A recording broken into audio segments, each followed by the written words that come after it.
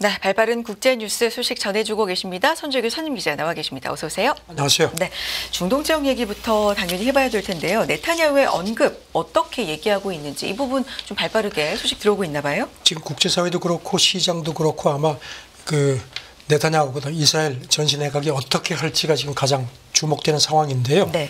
여러 가지 그러니까 새벽에도 좀 소식들이 많습니다. 우선 방금 들어온 독일 DPA 통신이 현지 라디오를 이용해서 보도를 했는데요. 이스라엘 고위 소식통이 당국자가 전했다 하면서 네타냐후 총리가 이제 전시 내가 끝나고 사석에서 장관들하고 차를 마시면서 이 스마트한 반응을 보이는 게 좋겠다. 그런 표현을 썼다는 겁니다.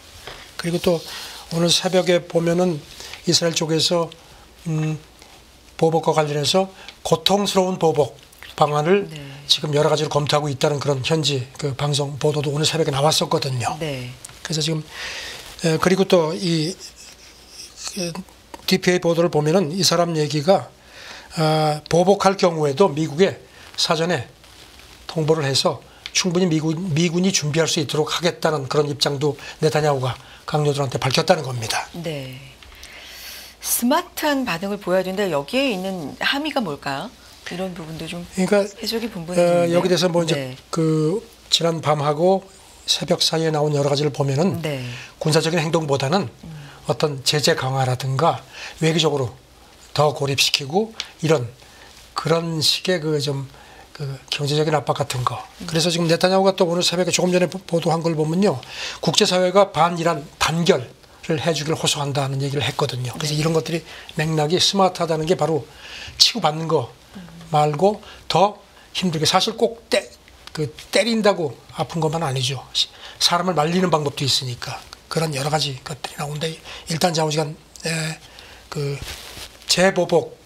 군사적인 재보복은 조금 뒤로 더 물러나는 것 같습니다.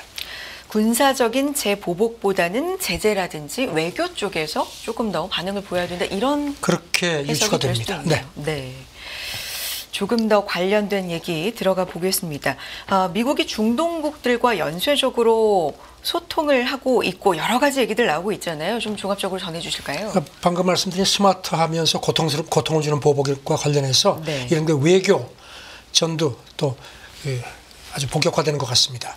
미국이 브링컨 국무장관, 오스틴 국방장관이 중동국들 자기 카운터파트하고 연쇄적으로 전화 접촉을 했습니다. 그래서 뭐 이스라엘을 계속 지원하겠다는 얘기, 그 다음에 특히 지금 보면 미국 쪽에서 나온 그런 조율 외교 필요성을 강조를 한 걸로 그렇게 보도가 되고 있습니다.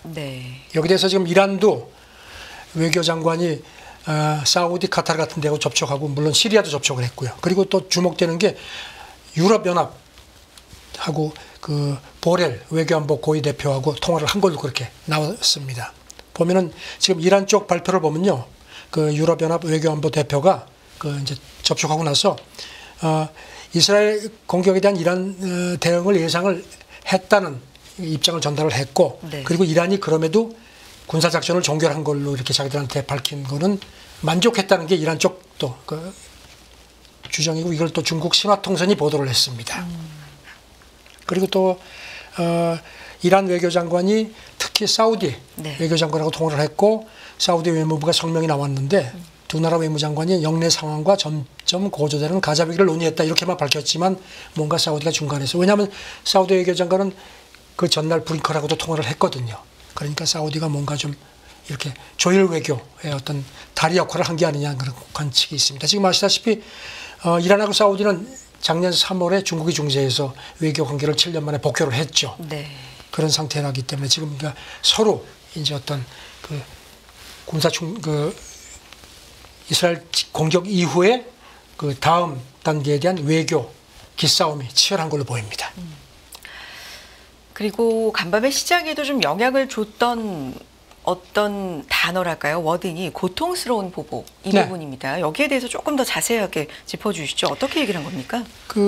이스라엘 현지 방송이 그 이제 보도를 한 건데요. 네. 어제 보도를 한 건데 전시 내각이 지금 여러 가지 보복안을 논의를 하고 있다. 그런데 이 여러 가지 방안이 모두가 전면전은 촉발하지 않으면서도 이란에는 많은 고통을 주는 그런 거를 겨냥하고 있다는 겁니다. 그리고 또 이런 그 여러 가지 선택지들이 모두가 미국을 비롯한 동맹이 반대하지 않는 그런 쪽으로 그 이스라엘이 택하려고 한다는 게 이 현지 매체 보도입니다. 전면전은 촉발하지 않으면서 고통스러운 방식이다. 그렇죠. 이렇게 해석을 해볼 수가 있겠네요. 이거 관련해서 네. 오늘 새벽에 나온 것 중에 하나가 보니까 지금 G7 국가 가운데 그 이란 혁명수비대 그쪽을 제재하지 않는 그 나라들도 있거든요. 그러니까 백악관 쪽에서는 그 이란 혁명수비대를 테러 조직으로 그 지정하는 그런 것도 검토되고 있다는 식의 그런 얘기를 또 슬쩍 흘렸습니다. 네. 미국과 이란이 공습 전에 사전 접촉했다는 보도, 이걸 두고도 이제 진실 공방이 좀 어제 로이터가 있잖아요. 그런 보도를 네. 했었죠. 거기에 대해서 미국이 입을 꽉 다물고 있었는데 오늘 새벽에는 아주 일제히 그거 아니야. 근데 보면은요, 접촉 자체를 부인하는 건 아니고 접촉했다까지도 안 하고 그냥 무슨 뭐 이란 쪽에서 공격하기 전에 어떤 목표를 어떤 식으로 할 테니까 알고 있어라 하는 식의 그런 걸 주지 않았다는 겁니다. 커비도 백악관 그 안보조정소통관도 그 얘기를 했고 또 조금 전에는 미국 국무부 대변인이 그 기자들한테 똑같이 얘기를 했습니다. 우리가 그런 식으로 뭐 사전에 접촉받은 거 없다. 기자들이 뭐 교감이 있었느냐에 대해서는 뭐 구체적으로 얘기를 하지 않습니다. 그리고 이란 역시 이란은 접촉한 거는 인정을 하는데 네. 미국에다가 뭐 이런 거는 공격하고 이런 걸 안 한다는 그런 거를 한 적은 없다. 그렇게 또 발뺌을 합니다. 그래서 이른바 좀 진실 게임이 좀 이루어지는 그런 모습을 보이고 있습니다. 그럼 이란 당국자들 발언을 좀 종합을 해보면 공습 작전을 몇몇 나라에 통보는 했는데 네, 미리 통보를 했다는 겁니다. 공격 수위를 뭐 조절한다든가 뭐 약속을 해서 이런 식의 구체적인 건 없었다. 약속대로는 아니라는 겁니다. 네. 그리고 그런데 지금 그 영국 총리실 대변인도 사전 통보 받았느냐 그랬더니 그런 식의 묘사를 하지 마라. 묘한 반응을 보였습니다. 지금 관측통들이 이렇게 봅니다. 그 미국이 이렇게 발을 빼는 이유가 이란하고 이번 사태와 관련해서 사전 교감했다는 그런 해석이 되는 게 상당히 부담스럽다는 겁니다. 네. 그리고 또 특히 이게 이스라엘하고의 관계에 악영향을 미칠 수 있기 때문에 미국으로서는 발을 최대한 뺄 수밖에 없는 입장이다. 이렇게 분석을 했습니다. 알겠습니다. 다음 얘기 넘어가 보겠습니다. 역시 관련된 얘기인데요. 유엔 주재 러시아 대사 이 중동 사태 다루기 위해서 어제 우리 시각으로 새벽이죠. 안보리 회의 후에 이스라엘이 이란 핵 합의 스냅백 발동을 제의한 것을 어떻게 생각하느냐 이런 기자 질문이 있었는데 조크라고 했습니다. 이란 그 유엔 주재 이란 대표가 그 안보리 회의에 참석을 해서 네. 그 이제 최대한의 제재를 해달라 이렇게 얘기를 했거든요. 그러면서 아마 그 지금 이란 핵 합의가 지금 미국은 빠져 있는 상태고 지금 트럼프한테 빠졌고 바이든이 이제 집권을 하면서 다시 들어가려고 이제 협상을 하다가 지금 협상이 사실상 동결돼 있거든요. 그러니까 이제 여기 그 당시에 2015년에 안보리 5개 상임이사국하고 독일이 이란하고 합의한 그 이른바 포괄적 행동계획이라는 거를 보면은 이란이 만약에 약속을 지키지 않으면은 이런 제재 유예 같은 거 한 거를 스냅백 다시 처리할 수 있는 조항이 있거든요. 네. 그러니까 이제 러시아 대사가 안보리 회의 때 이제 이스라엘이 안보리 회의 때 그 스냅백을 발동해 달라고 얘기를 한 모양입니다. 그러니까 이제 기자들이 러시아 대사한테 물어보니까 그거 조크다. 그거 말도 안 된다는 얘기라는 겁니다. 그렇게 해서 좀 이란 편을 슬그머니 들었습니다. 네. 그리고 지금 이번 사태와 관련해서 미국이 러시아하고 뭔가 좀 교감이 있지 않았겠냐는 그런 관측도 있거든요. 여기에 대해서 커비 백악관 그 전략조정소통관이 특히 이제 이게 러시아 국제뉴스 전문통신 스푸트니크 기자가 물어봤습니다. 그랬더니 그런 소통이 있는지 전혀 알지 못한다. 이렇게 발을 뺐습니다. 네. 앞서서 전해주신 내용과 좀 일맥상통하는 면이 있고요. 다음 얘기 넘어가 봅니다. 마켓워치 얘기인데요. 이번 충돌 그림자 전쟁의 일환으로 중동의 또 다른 전면전으로 비화하진 않을 것이다. 뭐 이런 진단이 나왔다는 보도가 그림자 있습니다. 전쟁은 뭐 다들 네. 아시니까 네. 이란하고 이스라엘이 그동안에 계속 충돌했지만 직접 충돌은 이번이 처음이죠. 그 대리 세력이라든가 무슨 다른 방법으로 뭐 사이버 공격을 한다는 이런 식으로 해서 이제 이른바 그림자 전쟁을 해왔는데 이번에 이제 이렇게 돼서 이게 이제 그림자 전쟁이 아니고 이제 바깥으로 나와서 진짜 한번 붙는 거 아니냐는 걱정들이 많은 거거든요. 여기 대해서 미국 그 보수 성향 싱크탱크 평화연구소 그 중동 문제 전문가가 그럴 것 같지는 않다. 이런 그림자 전쟁이 계속 이어질 걸로 자기는 본다고 했습니다. 그러면서 이번에 이란이 공격해놓고도 이걸로 끝이다. 이런 얘기를 계속 하고 있고 미국도 말리고 있고 해서 이런 그림자 전쟁 국면으로 앞으로도 계속 이어지지 않겠느냐. 지금 조금 전에 말씀드린 그 외교적인 서로 기싸움 같은 것도 이런 맥락이라는 겁니다. 그림자 전쟁이 일환일 뿐이고 전면전으로 가진 않을 것이다. 그리고 뭐 핵심이네요. 이스라엘 그 국립안보연구소 관계자도 네. 이스라엘의 그 추가 군사 행동이 그 어떤 형태로 만약에 군사적으로 보복을 할 경우에는 미국하고 동맹으로부터 지지를 받을 수 없는 거 우리가 안다. 이렇게 또 지적을 했습니다. 네. 그런 가운데 이제 경제적인 얘기를 좀 해봐야 되는데 이란의 통화 가치가 사상 최저치를 경신했다. 사실 이스라엘 증시 같은 경우는 그 당일에도 네. 그렇게 뭐 큰 반응이 없었다. 이런 얘기 저희가 전해드린 적도 있는데 이란 통화 가치 어떻습니까? 경제 얘기 좀 해볼까요? 사실 전쟁이 무슨 뭐 힘과 무슨 뭐 의지만 갖고 되는 건 아니지 않습니까? 어제도 말씀드렸지만 그 아이언돔 방어에 하루에 뭐 조단위. 1조 8천억 원 네. 정도에 들어간다는 얘기가 있었는데 이 이스라엘도 전쟁 비용이 버겁지만 이란도 사실 지금 그러지 않아도 미국으로부터 계속 제재를 받아왔기 때문에 쉽지가 않습니다. 이런 가운데 지금 이란 리알 가치가 또 엄청 또 빠졌습니다. 그래가지고 지금 이게 지금 보니까요. 공식 환율은 2018년에 1달러에 42,000 리알로 딱 지정이 돼서 지금까지 유지가 되고 있는데 실제 환율을 보면은 지금 뭐 엄청납니다. 그 2015년부터 이제 계속 빠지기 시작해서 우크라이나 전쟁 시작되고 나서 한 60달러당 60만 리알까지 가치가 빠졌다가 조금 회복이 됐거든요. 그러다가 이번에 그 작년 10월에 하마스 전쟁 터지고 나서 60만 리알로 다시 올라갔다가 그저께 장중에는 심지어 70만 5천 리알까지. 그러니까 이게 70만 리알을 넘은 게 처음입니다. 그만큼 네. 가치가 더 떨어진 겁니다. 사상 처음이네요. 그렇죠. 네. 이런 가운데 지금 뭐 아시다시피 지금 스마트하게 고통 준다는 거니까 이게 이제 제재 강화라든가 경제적으로도 어렵게 한다는 건데 그렇게 되면은 이제 리알 가치가 더 떨어질 여지가 있는 거죠. 네. 사실 통화 가치 하락이라는 거는 특히 신흥국한테는 심각한 충격이죠.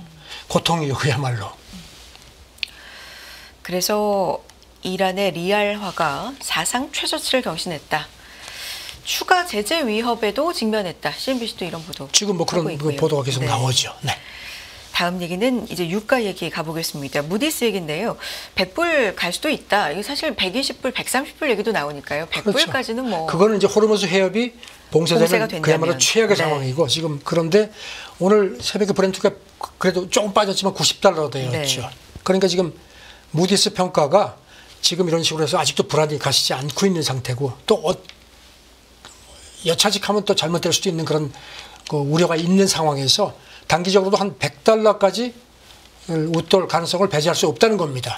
호르무즈 해협의 뭐 봉쇄 이슈가 아니더라도요. 100불까지 갈 수 있다. 근데 이제 그렇게 되면 이제 무디스 쪽의 분석은 그럴 경우에 이제 어디가 가장 즉각적인 충격을 받겠느냐가 이제 아시아 태평양 지역이고 왜냐하면 대부분 석유를 수입하기 때문에 네. 그러면서 대표적으로 우리나라를 거명을 했습니다.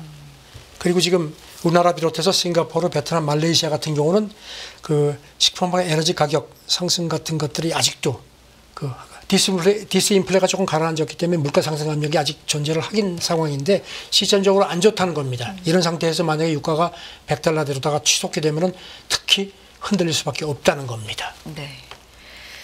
아시아 국가 특히 우리나라가 취약하다라고 콕 집어서 또 분석을 그리고 또 해준 부분이 무디스에서는 있네요. 여기다가 석유를 순수출하는 아시아 국가 일부 국가가 있는데 거기도 유가가 급등 이렇게 치솟는 건 좋지 않다는 겁니다. 왜냐하면 이게 아무래도 전반적인 물가 왜냐하면 유가가 뛰면은 이게 전반적인 그 공산품 가격에 다 반영이 되기 때문에 전반적으로 물가가 상승하면은 수요가 약화될 수밖에 없다는 겁니다. 그러니까 석유를 수출하는 아시아 국가들한테도 이게 결코 좋은 게 아니다. 이렇게 지적을 했습니다. 계속해서 중동 사태가 어떻게 흘러갈지 사실 지금까지로 보자면 전면전보다는 그 외에 제재라든지 뭐 외교적 고리 이런 쪽으로 얘기가 좀 많이 나오고 있는데 오늘 그 중동 관련 화두는 제가 볼 때 스마트하면서 고통스러운 보복이고, 그 다음에 이제 미국이 이제 약속 대련시켜가지고 이제 그동안에는 그런 대로 삐거덕거리지 않았는데, 이게 우리 월드컵 때도 보면 심판이 오죽하면은 그 비디오 판도까지 할 정도로 심판이, 물론 명심판이 잘하면 경기가 잘 되지만 심판이 삐거덕하면 경기 자체가 흔들리거든요. 지금 그런 묘한 상황인 것 같습니다. 미국의 교통정리 능력이 과연 바이든, 특히 바이든 선거에도 걸렸죠. 그게 어디까지 갈 것이냐. 뭐 이제 오늘 새벽부터 재판받기 시작한 트럼프의 과연 바이든이 이번 전쟁을 위기에서 이걸 오히려 호재로 바꿀 수 있는지, 이런 것도 주목이 됩니다. 알겠습니다. 이제 앞으로는 어떤 부분 또 주목해 봐야 되는지까지 짚어주셨고요. 밤새서 새로운 뉴스도 체크해서 현재까지의 흐름 잘 알 수가 있었습니다. 계속해서 좀 체크 부탁드리겠고, 다음 얘기 넘어가 보겠습니다. 방금 뭐 트럼프 전 대통령 얘기도 해주셨는데, 전직 미국 대통령 역사상 첫 형사 법정 출두를 했습니다. 밤사이 트루스 소셜이 굉장히 큰 폭으로 하락을 했거든요. 트럼프가 하도 재판을 많이 받으니까 저도 네. 헷갈립니다. 지난번에 말씀드렸던 네. 뉴욕 재판은 회사 같이 부풀린 사기 재판, 이건 민사였고요. 이제 형사가 4건이 있죠. 대선 불복, 뭐 성추문, 입막음 여러 가지인데, 이제 성추문, 입막음 재판이 이제 형사 재판입니다. 4건이 있거든 형사가. 그 중에 첫 재판이 오늘 새벽에 시작이 됐습니다. 네. 트럼프가 그동안에 이걸 어떻게든지 좀 늦추려고 했는데 안 됐습니다. 그래서 오늘 새벽에 출두했고요. 네. 본인도 출두해서 증언하겠다고 했고요. 조금 전에 이제 오늘은 첫날이니까 배심원단 선정을 했습니다. 끝나고 나와서 트럼프가 정적인 기소다 하면서 한마디 더 했는데, 이 판사 문제가 너무 많다. 그렇게 얘기를 했습니다. 네. 이게 이제 재판이 보니까 이제 한 8주 정도 계속되는데, 일주일에 4번을 한답니다. 수요일인가 빼고. 그리고 아침 현지 시간으로 9시 반부터 오후 4시까지 하는데, 트럼프가 내내 나와야 합니다. 참, 그러니까 트럼프 진영으로서는 아주 죽을 맛입니다. 검찰은 지금 뭐 이런 이제 성추문 입막음하면서 돈 주고 회사 돈을 뺐으니까 그걸 이제 문서를 조작했다는 그런 혐의가 있는데, 네. 문건 위조는 그렇게 중죄가 아니지만 대선 도전에 방해되는 불리한 정보를 감추려고 했던, 이게 중범이라는 겁니다. 이게 지금 검찰이 이 부분을 집중적으로 이제 추궁을 하려고 하는 겁니다. 캐치 앤 킬 뭐 이런 수법 얘기도 나오는데 이게 뭐예요? 이게 왜냐하면 이제 네. 트럼프한테 불리한 정보를 미리 확보를 해가지고 뭐 이제 덮어버리는 겁니다. 한 사례가 있습니다. 지금 검찰 쪽 얘기는요. 트럼프가 지금 보니까 이 옛날 그 디자이너 성폭행한 거 말고 플레이보이 모델 출신 배우하고도 또 뭐 과거에 이러쿵저러쿵한 게 있는 모양입니다. 이거를 이 배우 출신이 폭로하려고 하니까 이 사람한테도 또 이 배우 출신이 미국의 그 타블로이드 매체한테 이걸 팔아가지고 15만 불을 받고 폭로하려고 하니까 트럼프 친구가 이거를 그 배우한테 돈을 주고 사가지고 아예 묻어버린 케이스도 있다고 검찰이 얘기를 하는 겁니다. 그래서 네. 이것도 이번에 입증을 하겠다는 겁니다. 복잡합니다. 그렇군요. 이런 사법적인 또 리스크가 대선에 또 어떤 영향을 미칠지 계속 지켜보겠습니다. 다음 얘기 넘어가 보죠. 제닛 옐런 미국 재무장관이 중국을 방문했을 때 계속 가장 강조했던 게 과잉 생산 부분인데, 만남 이후에 중국이 좀 뒤통수를 때렸다, 이런 것도 저희가 전해드렸었잖아요. 그래서 지금 네. 관심들이 과연 미국이 추가 관세를 부과할 거냐는데, 옐런이 가능성을 시사를 했습니다. 네. CNN하고 인터뷰를 했는데 그렇게 얘기를 했는데, 뭐 한다 하면서 그 옵션 중에서 추가 관세 부과도 배제하지 않는다, 이렇게 얘기를 했습니다. 네. 지금 그런 것도 있고, 그 다음에 무슨 뭐 여러 가지 지금 뭐 미국이 지금 특히 중국 겨냥해서 그 투자 심사하죠. 재무부 산하의 그 외국인 투자심의위원회 규정이 있는데, 이걸 또 대폭 강화하는 것도 지금 규정을 새로 내놨습니다. 지금 네. 한 예로다가 벌금이 건당 만약에 이제 협조를 하지 않으면은 조사에 25만 달러인데 이거를 500만 달러로 20배 높이는 거, 그 다음에 무슨 뭐 제3자 조사까지 해서 대폭 강화하는 것도 지금 고려하고 있고요. 네. 그 다음에 미국의 항공업계는요, 중국에다가 이제 미중 간 취항하는 거를 좀 이렇게 확대할 수 있는 걸 미국이 허용을 했는데, 중국은 러시아 영공으로 계속 지나가는데 미국은 못 가거든요. 그래서 이제 그것 때문에 불리하다, 더 들리는 거 해주지 말라는 그런 서한까지 지금 또 보내고 복잡합니다. 미중 간의 기싸움은 치열합니다.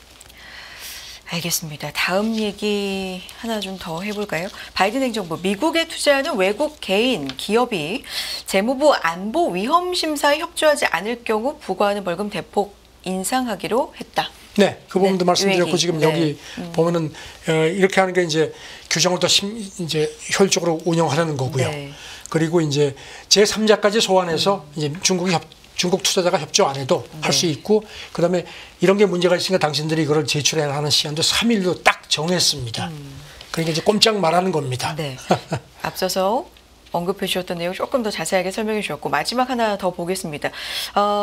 대중 AI 칩 규제 구멍이 뚫렸다. 미국 공화당 얘기입니까? 이 얘기 좀 해주시죠. 지금 화웨이는 이미 미국의 제재 대상에 들어가 있는데요. 네. 공화당 쪽 주장은 최근에 지난주에 화웨이가 AI 랩톱 신제품을 내놨습니다. 근데 거기 인텔 신제품이 들어가 있습니다. 이게 사실상 아직까지 규제에 안 걸리고 있습니다. 미국 상무부가 건별로 심사를 해서 합법적으로 공급이 된 겁니다. 공화당이 이걸 문제 삼습니다. 이거 당장 중지시켜라. 그러니까 미국 상무부도 그렇고 지금 뭐 화웨이도 그렇게 입 다물고 있는데, 네. 중국하고 이렇게 압박을 하면서도 미국 비즈니스를 해야 되니까 이런 게 또 백악관의 고민입니다. 저는 이 비즈니스의 세계는 참 냉혹합니다. 그러네요. 네. 여기까지 듣도록 하겠습니다. 중동 정세부터 그 밖에 또 국제 뉴스까지 잘 정리해 주셨고요. 도움 많이 됩니다. 손재규 선임 기자 함께했습니다. 고맙습니다. 네, 감사합니다.